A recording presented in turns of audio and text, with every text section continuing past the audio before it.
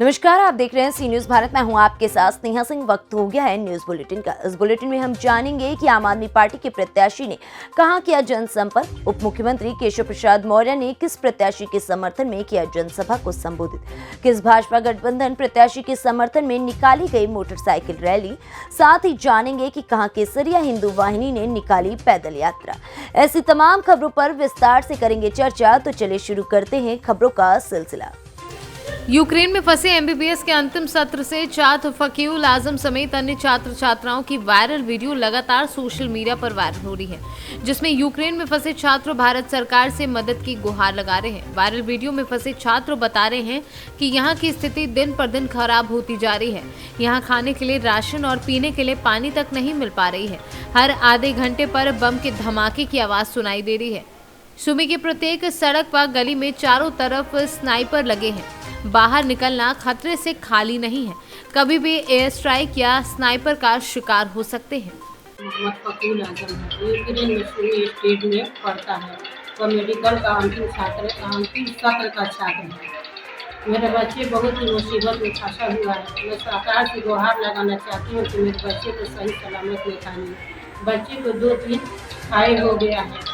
करीब हमसे एक बच्चे रोज पहले बात हुई थी और फिर 2 रोज उसके बाद 2 दिन के बाद 2 रोज पहले यानी फ्राइडे को बात हुई। उसके बाद से मेरे बच्चे से मुझे कोई बात नहीं हो रही है। बच्चे बहुत दिक्कत में है।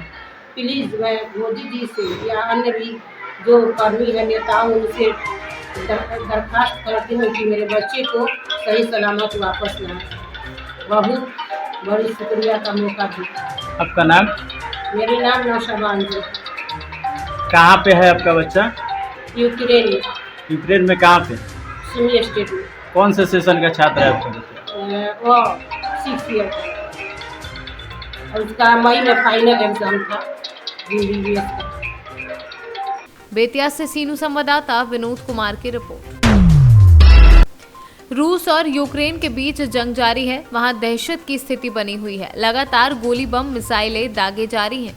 इसी बीच चंदौली के लाल आदर्श पांडे भी यूक्रेन में फंसे थे, जो शनिवार की भोर में घर वापस आ चुके हैं। उन्होंने भारत सरकार की तरफ से की गई कोशिश की सराहना करते हुए कहा कि भारत सरकार के पहल से उनकी सुरक्षित घर वापसी संभव हुई है। बता दें, आदर्श पांडे यूक्रेन के नेशनल मेडिकल कॉलेज में एमबीबीएस की पढ़ाई करते हैं। यूक्रेन से सकुशल वापस लौटे हैं। जी सर। कैसे हालात थे वहाँ, किस तरह आना हुआ, पूरी बात बताएं। जी, वहाँ के हालात जो हैं जितना सोच सकते हैं और जो वहाँ पे रह के देखा है उसमें बहुत ज़्यादा अंतर है। क्योंकि वहाँ पे मिसाइल गिरे या ना गिरे, वहाँ पे लोगों के मन में डर हमेशा था और everyone was just like very conscious कि कब सायरन बज रहे हैं, कितने देर के लिए बज रहे हैं। अगर 1 मिनट के लिए बज रहा है तो आपको इमीडिएट बंकर्स में जाना है। अगर 5 से 10 सेकंड के लिए बज रहे हैं तो आप वहाँ से वापस आ सकते हो जहाँ भी रहते हो। ऐसी सिचुएशन। एम्बेसी से कितनी तारीख को संपर्क बनी और किस तारीख को आपका यहाँ पहुँचना हुआ? देखिए सर, हमारी संपर्क जो एम्बेसी से हुई 25 तारीख को रात 9 बजे हुई और यहाँ पे मैं आया 5 तारीख को सुबह 2:30 बजे। भारत सरकार ने कितनी मदद की, केंद्र सरकार ने कितने संतुष्ट हैं आप सरकार के प्रयास? सर, संतुष्ट मैं बिल्कुल हूँ। जो भारत सरकार ने किया वो बहुत अच्छा काम किया, पर क्या है कि अब बहुत ज़्यादा जो नंबर्स में स्टूडेंट्स हैं उनकी वजह से हमें डिले हुआ या फिर हमें जो भी परेशानियां का सामना तो करना ही पड़ा ऑब्वियसली, क्योंकि बॉर्डर पे सिचुएशंस बहुत गंदी थी। क्योंकि वहाँ पे जैसे कि आपको क्रॉस करना हुआ तो यूक्रेनियन जो मिलिटेंट थे उन्होंने कहा कि चंदौली से सीनू संवाददाता सुमित सिंह की रिपोर्ट। जौनपुर जिले के शाहगंज में आम आदमी पार्टी के प्रत्याशी विनोद कुमार प्रजापति के साथ जिला उपाध्यक्ष गालिब शेख ने जनसंपर्क किया।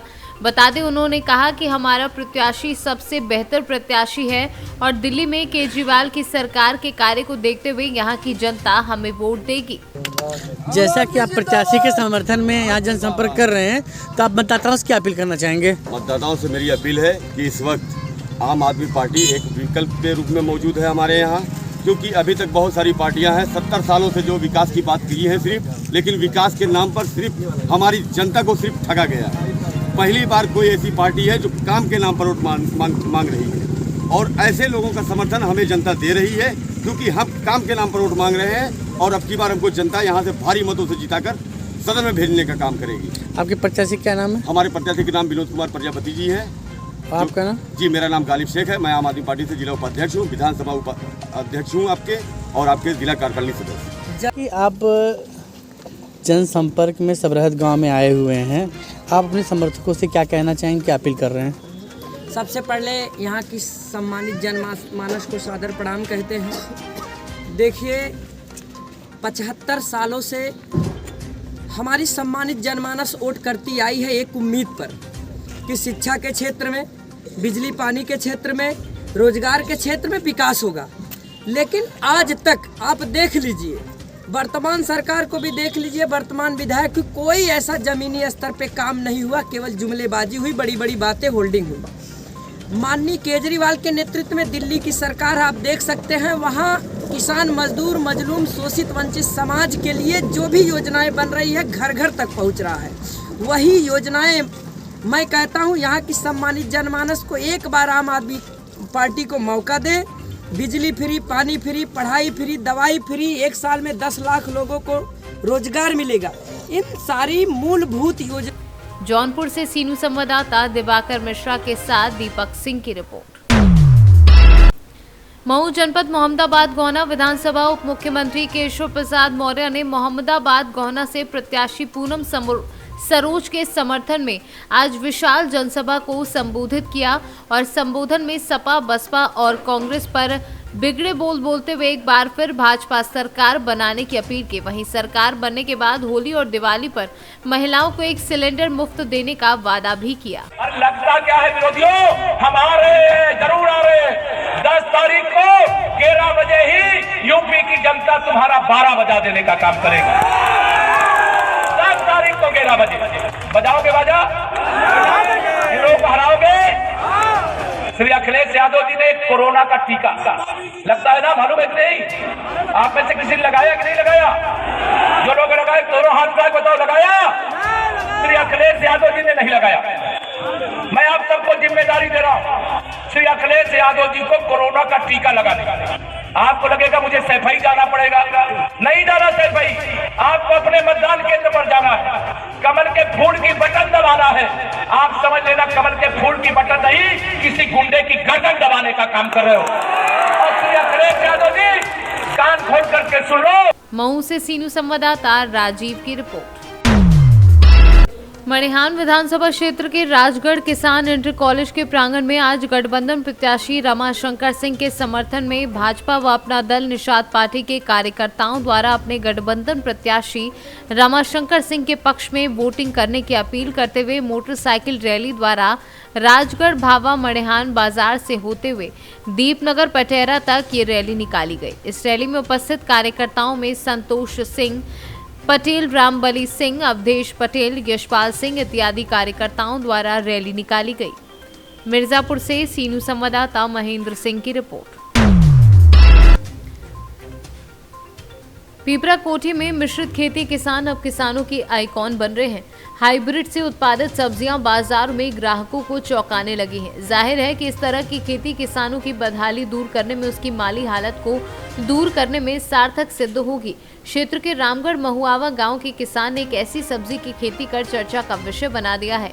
क्षेत्र के महुआ गांव के किसान भाग्य नारायण प्रसाद यादव के खेत में 5 से 8 किलो के ऊपर मूली, आधा किलो से 800 ग्राम के आलू, 1 किलो से ऊपर के शलगम का उत्पादन लोगों के लिए चर्चा का विषय है। इस संबंध में उनके मुंशी जयलाल शाह ने बताया कि भवन वाले परिसर में फिलहाल 2.5 कट्टा भूमि जब्त की मिश्रित खेती है, जिसके उत्पादन आकर्षण का केंद्र बना हुआ है। कितने केजी है सर मूली? 5 किलो 600। 5 किलो 600। कितने में लगाए थे आप? 2.5 कट्ठा लगाए। 2.5 कट्ठा। कहाँ से बीज लाए थे? पटना लाए थे जी, राज्य बीज भंडार से। राज्य है ना।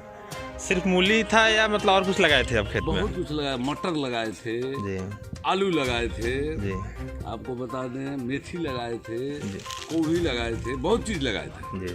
तो मतलब आलू का साइज, मतलब आलू ठीक ठाक है या मतलब? आलू 800 ग्राम से कम एको नहीं है। 800 ग्राम पर पीस का है। अच्छा। मोतिहारी से सीनू संवाददाता आलोक शर्मा की रिपोर्ट। अंबेडकर आवासीय बालक उच्च विद्यालय रामेश्वरगंज सासाराम के जायजा के दौरान विद्यार्थियों ने व्यवस्था की पूर्व रोहतास जीप अध्यक्षा पूनम भारती के समक्ष खोल दी। रामेश्वरगंज सासाराम स्थित अंबेडकर आवासीय बालक उच्च विद्यालय के विद्यार्थियों ने स्कूल के पठन पाठन, साफ सफाई आदि व्यवस्था का पोल रोहतास जिला परिषद अध्यक्षा पूनम भारती के समक्ष खोल दी। विद्यार्थियों की समस्याओं को सुनते ही जिला परिषद अध्यक्षा पूनम भारती भावुक हो गई, क्योंकि घर परिवार से दूर होकर पठन पाठन हेतु आवासीय विद्यालय की लचर व्यवस्था की शिकायत दर्ज कराई गई।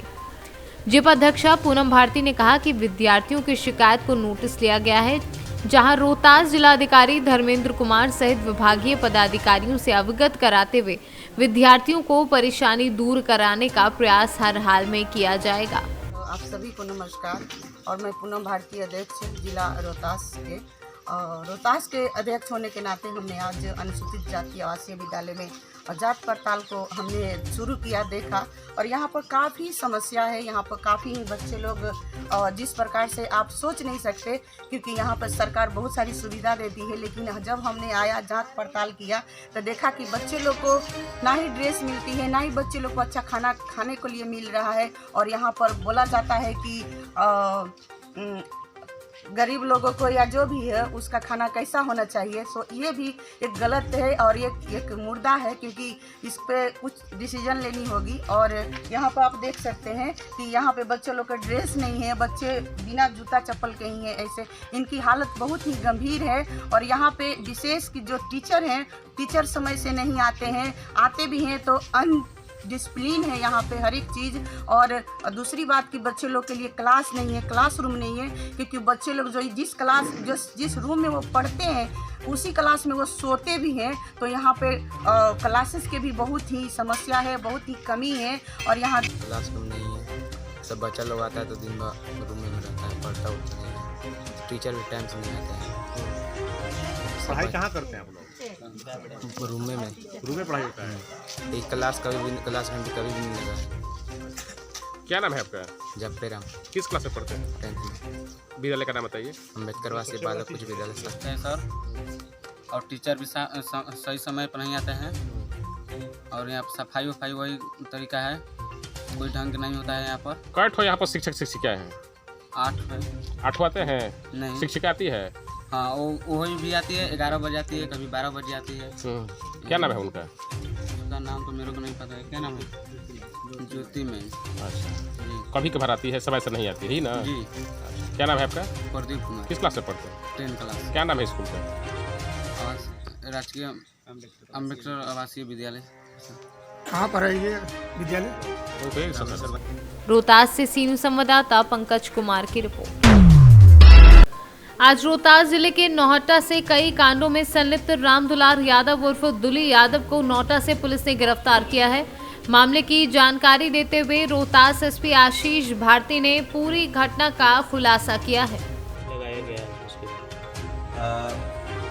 आज रोहतास पुलिस के द्वारा, जो रोहतास पुलिस में विशेष करके जो महिलाएं हैं, खास करके जो महिला सिपाही तथा जो महिला प्रशिक्षु सिपाही, उनको जागरूकता फैलाने के उद्देश्य से एक कैंसर अवेयरनेस प्रोग्राम आयोजित किया गया था, जिसको BMP BSAT 2 के मनोरंजन गृह में आयोजित किया गया था।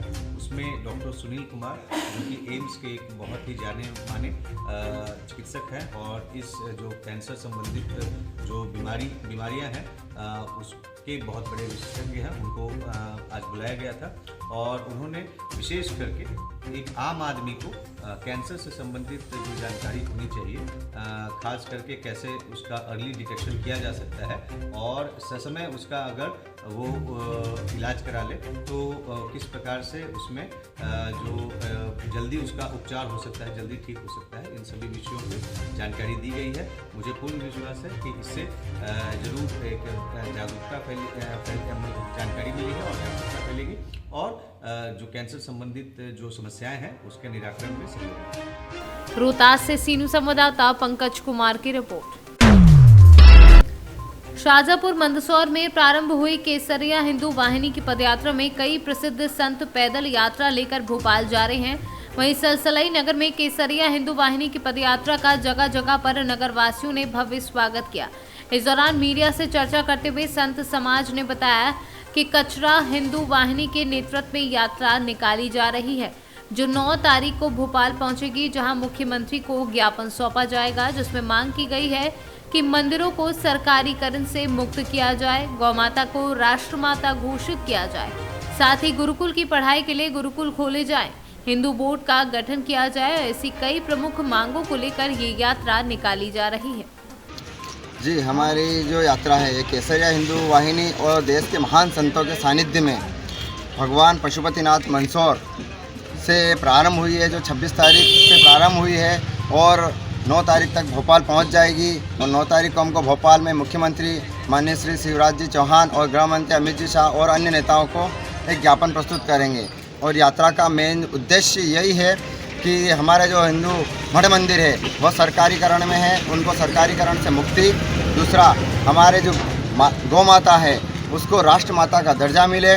तीसरा है कि हमारे लिए एक हिंदू बोर्ड का गठन किया जाए। यही इस यात्रा का मेन उद्देश्य है। और हमारे लिए जो गुरुकुल प्रतिबंधित हैं उन गुरुकुलों को भी शुरू किया जाए।